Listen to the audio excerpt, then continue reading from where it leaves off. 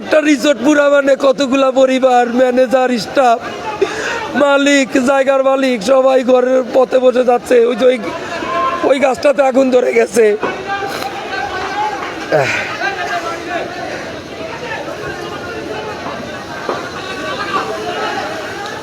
গাছটা পুরা শেষ।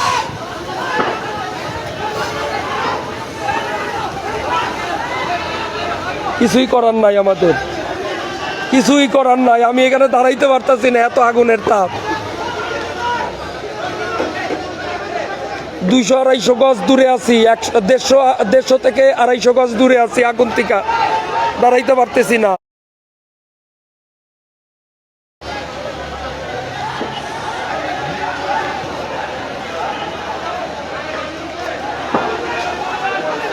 এত আগুনের তাপ, বাতাস পূর্ব সাইড থেকে বাতাস পশ্চিম সাইডে, কিছুই করতে পারতেছি না।